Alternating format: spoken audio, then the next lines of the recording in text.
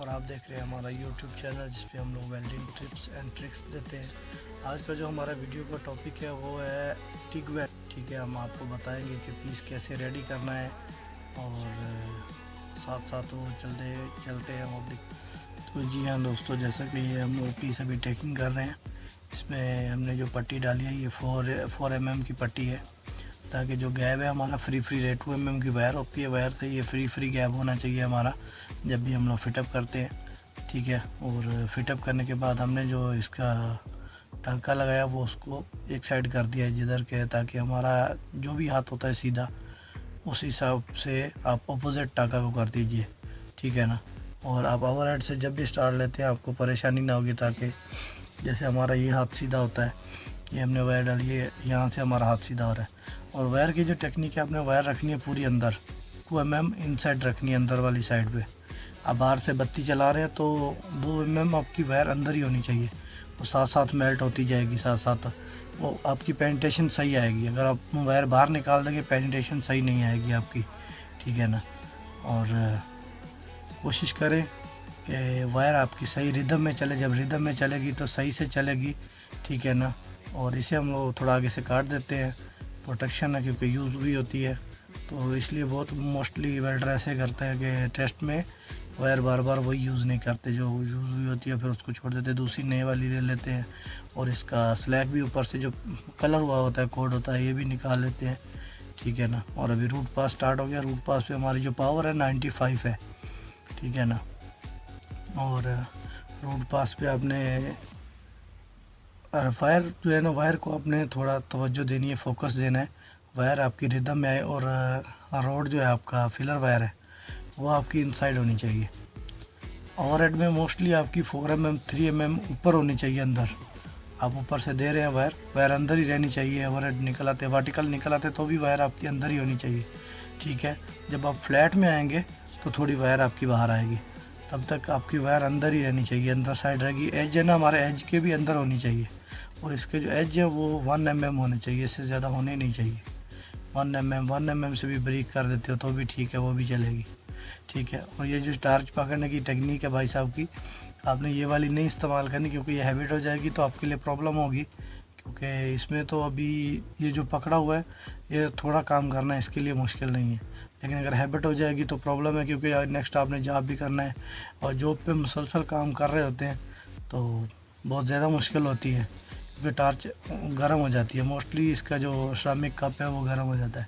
अब ये देखें, हमारा जो अभी फिलर वायर है वो इस टाइम कितनी 3 mm जितनी अंदर है। ठीक है ना, और इतनी अंदर होगी, जितनी अंदर होगी उतनी आपकी पेनिट्रेशन वो अंदर रहेगी। ये समझ लें आपकी पेनिट्रेशन है, आप जितनी इसको अंदर देना चाहते हैं उतनी अंदर रखिए। 2 mm देनी है। कहीं कहीं क्या होता है कि रूट कम मांगते हैं। ठीक है ना, तो आपने पेनिट्रेशन फिर कम करनी तो उतनी कम कर दें अंदर। ठीक है, आप जितनी अंदर रखेंगे उतनी पेनिट्रेशन आएगी। अगर आप बराबर एज के बराबर रखेंगे तो फिर वो बराबर आएगी अंदर, और नहीं जाएगी पेनिट्रेशन। अगर आपको पेनिट्रेशन चाहिए, कहीं पे ऐसा भी होता है कि वो मांगते हैं 1 mm, आधा mm मांगते हैं, ½ mm, तो फिर उसके लिए आपको ये परेशानी होती है। तो आप उतनी ही वायर अंदर रखें उतनी जितनी आपको पेनिट्रेशन चाहिए। आप फ्लैट में चले जाएंगे तो वायर को बाहर रखें, और जब लास्ट में जाते हैं तो ड्रॉप दें। पहले से उसका फेस है बना के रखें पतला करके, और जाने के टाइम में इसको ड्रॉप दें। ठीक है ना, अभी देखें माशाल्लाह रिदम में वायर दी है, इक्वल रूट आया, पूरा जितना भी रूट हमें चाहिए था इक्वल रूट है। ठीक है ना, अभी इसके बाद थोड़ा इसको फ्लशिंग कर लें। फ्लशिंग करने के बाद हॉट पास से स्टार्ट करेंगे। हॉट पास पे जो हम लोगों ने पावर रखी है वो है 135, 135 पे पावर रख के इसका हॉट पास मार रहे हैं। ठीक है ना, और इस पर भी आप देख लें कि जो एज है दोनों, आप इसमें थोड़ी पावर ज़्यादा ही रखते हैं, उससे रूट से मतलब 50 mm एकदम बढ़ा दी है।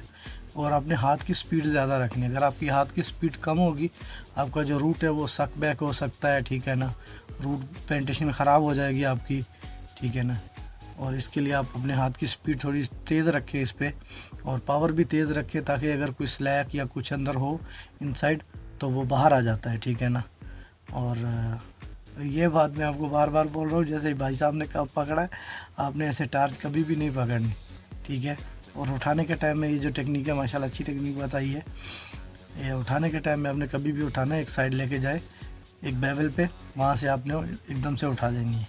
ठीक है, अगर तो आपके पास कोई हेल्पर है तो आप उससे मशीन भी, मतलब पावर का ऑप्शन होता है, वहाँ से पावर ऑफ कर देता है। ठीक है ना, मशीन बंद करवा दें। अगर प्लग इन आपके नज़दीक है, मतलब जैसे कोई कुछ होते हैं होल्डर फंसाया हुआ आता है, होल्डर निकलवा दें। ठीक है ना, वो भी अच्छा है, सेफ है, क्योंकि इसमें थोड़ा भी अगर लास्ट में आपने ऊपर थोड़ा स्लो कर दिया तो होल चला जाएगा। होल आपका रूट तक जाता है, आपने फिलिंग में भी छोड़ा तो रूट तक चला जाएगा, बहुत डीपली जाता है। और टेस्ट मारने में ये चीज़ें देखनी होती हैं। अभी हमारी फिलिंग स्टार्ट हो गई है, फिलिंग में 145 अभी पावर रखी है, सही है ना। अभी इसमें इतनी पावर चाहिए, ठीक है ना। और इसमें खाली 10 पॉइंट बढ़ाई है अभी। रूट से देखे, रूट से हॉट पास में ज़्यादा बढ़ाई थी, क्योंकि वो एकदम पावर ज़्यादा चाहिए थी, कुछ रूट में कुछ प्रॉब्लम ना हो। और हॉट पास से फिलिंग में खाली 10 पॉइंट बढ़ाई है, ठीक है ना। और अभी इसको देखें, एज आपने जो है साइड एज हैं वो थोड़े छोड़ने हैं, ताकि आपको जब कैपिंग के टाइम आएगा आप लोगों को कुछ परेशानी ना हो। ठीक है ना, इसी में जब आप मेल्ट कर जाएंगे फिर आपको लाइन नज़र नहीं आएगी।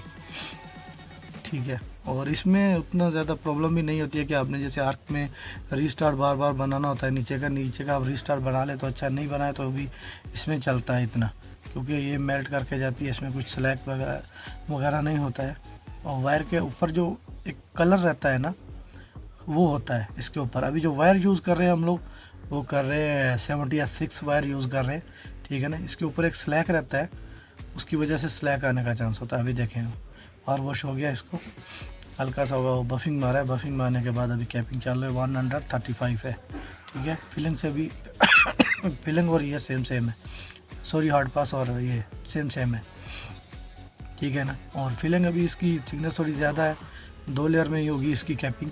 ठीक है ना, अभी कैपिंग आप फर्स्ट लेयर मारते हैं तो आप कोशिश करें कि जो आपकी ऊपर वाली साइड है ना, अभी इसकी जो नीचे 6G पोजीशन है, ठीक है ना, 6G पोजीशन बेसिकली 45 में जो पाइप जो भी लगेगा वो 6G पोजीशन में आएगा। अभी 2 इंच पाइप है ये, और आपने कोशिश करनी है कि जितना आप कवर कर सकते हो, ऊपर फिलिंग है जो आपकी, अब जितना उसको कवर कर सकते हो उतना कवर कीजिए।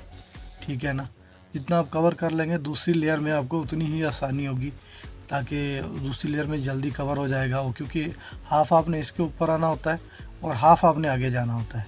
ठीक है, इसमें इसलिए इसको थोड़ा ज़्यादा भी आप कर लेंगे तो दूसरी लेयर आपको लगाने के टाइम में उतनी आसानी होगी।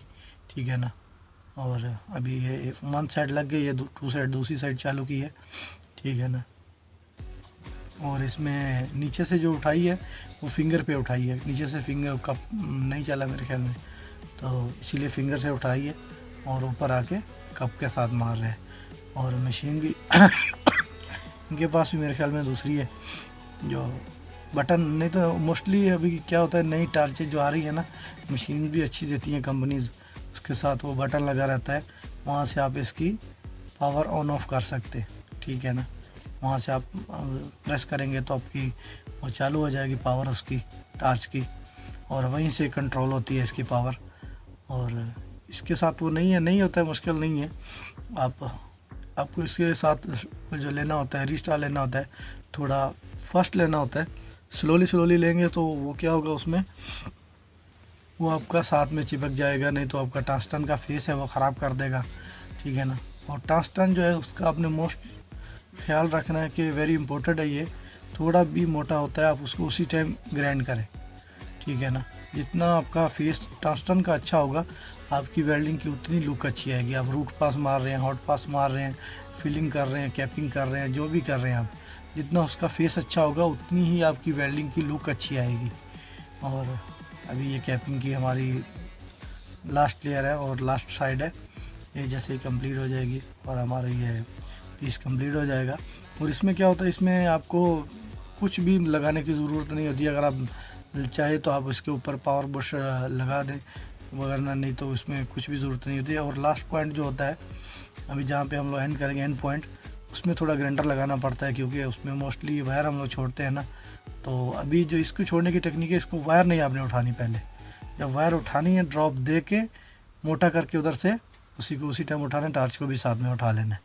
ठीक है ना, और साथ में इसको हल्का ग्राइंड करें। ग्राइंड करके इसके ऊपर हल्का सा वार ब्रश लगा दें। अगर आपका वायर ब्रश भी है, वायर ब्रश खाली मार दें, उससे भी काम चलेगा। और ये देखें माशाल्लाह कैपिंग की लुक कितनी अच्छी आई है, ठीक है ना। इसमें मोस्ट इम्पोर्टेंट था आपका टंगस्टन का जो फेस है वो अच्छा होना चाहिए और पाइप की क्लीनिंग अच्छी होनी चाहिए। आपने जहाँ पे टेस्ट मार रहे हैं, जो पीस बनाया आपने उसको 3 इंच तक आप दोनों को ग्राइंड करें, 2 इंच तक, 3 इंच तक, ठीक है ना। स्लैक बिल्कुल भी नहीं होना चाहिए, अंदर पेंसिल ग्राइंडर ओके करके मारें, ठीक है। अभी रूट पेनिटेशन देखें माशाल्लाह, और पास फिलिंग के बाद थोड़ी और एक्स्ट्रा हुई है। ये भी 2.5 mm होगी अंदर पेनिटेशन, ठीक है ना। और मिलते हैं